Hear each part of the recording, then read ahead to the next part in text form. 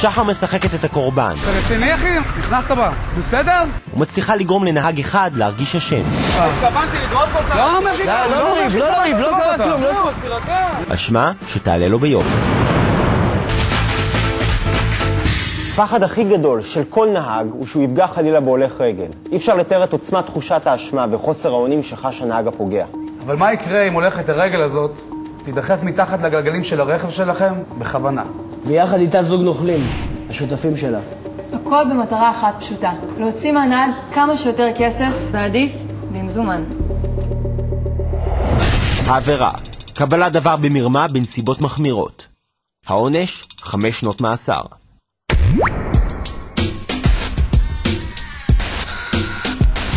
צהרי היום, תל אביב. לשם ביצוע העוקץ הזה, הנוכלים התמקמו ברחוב צר במרכז העיר. רוחמן הכנה את הרכב שלו בחנייה עם הפנים ליציאה, והוא מחכה לרכב מתאים שהפוך להיות קורבן העוקץ. שברת, שילמת. כמה מטר משם, בפינת הרחוב, שחר ורוי ממתינים בג'יפ עם גג נפתח. הם מחכים לסימן מרוחמן. המטרה של הנוכלים היא להוציא כמה שיותר מזומנים מנהג תמים.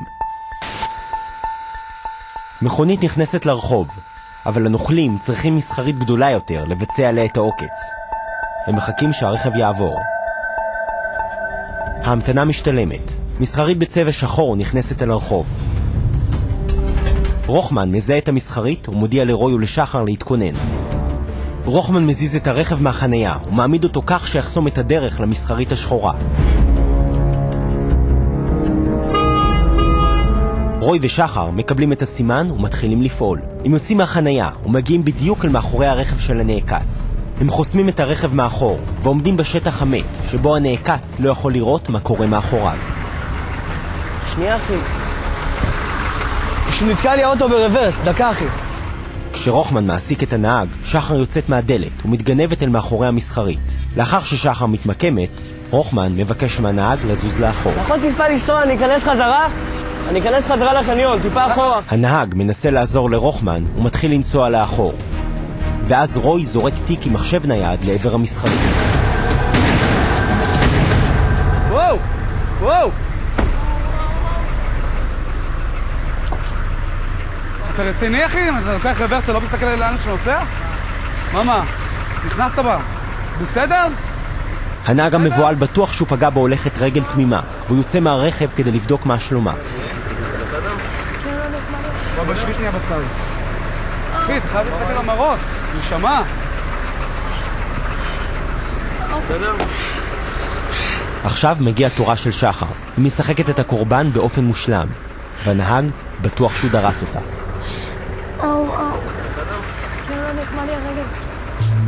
עובר אורח מתקרב למקום, הוא מציע עזרה.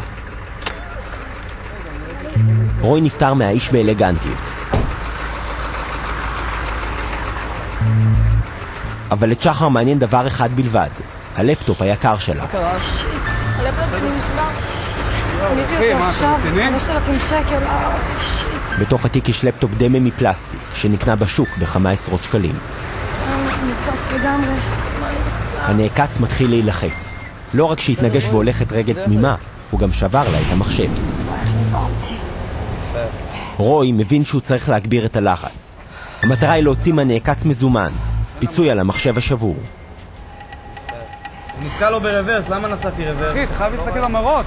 פה המראות, אני לא יכול לראות מה מאחורי, אני יכול לראות רק מה בצדדים, אני לא... שחר מעלה הילוך ומתחילה לפקוט, והנעקץ מרגיש יותר ויותר אשם. איך תתקן אותו עכשיו? לפטופ שלי חדש, עולה לי 5,000 שקל. אחרי שגרמה לנעקץ להרגיש אשם מספיק, היא מעלה את הדרישה לפיצוי כספי. שיביא לי עכשיו 500 שקל לתיקון, אני לא צוחקת, אני רצינית, אני הולכת עכשיו לתקן אותו, אני חייבת להגיש את העבודה הזאת. הנעקץ מתעלם מהדרישה של שחר. רוי מחליט להגביר את הלחץ. אין דברים כאלה אחי, מה זה? אתה לוקח ככה רברס, אתה לא מסתכל באוטו? בסדר, עזוב אותו, לא עושה את זה חבלה. גם להירגע, אה? אתה יכול גם להירגע. לא, אני לא יכול להירגע, אחי, אתה לא... זה יהיה בסדר. בסדר, ברור שיהיה... הכל בסדר. ברור שיהיה בסדר. זה לא, מה זה רגוע? הכעס של רוי נראה אמיתי, אבל הוא רק טקטיקה שמטרתה להלחיץ את הנעקץ ולגרום לו לשלם. תפסרתי לך. התכוונתי לדרוס אותך. לא אומר שהתכוונתי. לא ריב, לא קרה כלום. אז תירגע. נראה לי שיש בסוף... לא מתכוון ככה ללכת בלי פיצוי לבחור. איפה? שחר מנצלת את הלחץ שרוי יצר, ומעלה שוב את הדרישה שלה לפיצוי. טוב, אני חייבת ללכת לתיקון. אני צריכה שתביא לי כסף לתיקון. הנהג מתחיל להתרכך. אני אדאג לך, אל תדאגי, אנחנו נטפל במחשב. בסדר, הרגע כל מה שצריך זה עוד לחיצה קטנה. וזה עובד. כמה נראה לך יעלה לתקן את המחשב? הלחץ עשה את שלו, והנהג מחליט לעשות את הדבר הנכון. הוא מחליט לפצות את שחר. כמה נראה לכם יעלה לתקן את הדבר הזה? רוחמן, בתפקיד האיש הטוב, נותן עוד מילה, וזה מספיק. אני נותן איזה 600 שחררו את המקום שהזמינו עכשיו. מה, אתה תדאגי, אני אשלם על התיקון, אשלם על הכל. אני הבעלים של החברה, אני לא איזה פועל. אתן לך 500 שקל ותלכי תסדרי את זה, ונגמור את זה ככה יפה. וזה הכל. 500 שקלים עוברים לידיים של שחר. יש לך איך להגיע? בסדר, בואי ניקח אותך. אני אקח אותך. בואי ניקח אותך. אני ישבי במזגן, תנוחי.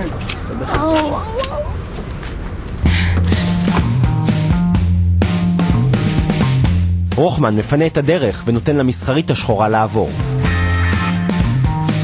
הנוכלים חוזרים לנקודת ההתחלה כדי לבצע את העוקץ הזה שוב ושוב. בסוף היום יש בקופת הנוכלים כמה אלפי שקלים.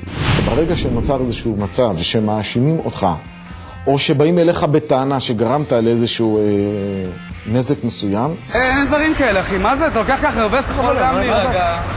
זה שאתה תיתן פיצוי במיידי לא יכול לפתור את הבעיה, לפעמים גם יכול להחריף את הבעיה. כל דבר צריך לקבל את המעצור שלו, את הבחינה שלו. אין שום סיבה גם כן שאתה בצורה ככה בבית דין שדה כזה אתה תוציא כסף ותפצה מישהו.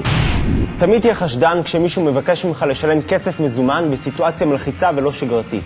עדיף להתקשר למשטרה ולערב את חברת הביטוח, גם אם נדמה לך שאתה אשם, כי בדיוק את תחושת האשם הזאת מנצלים הנוכלים.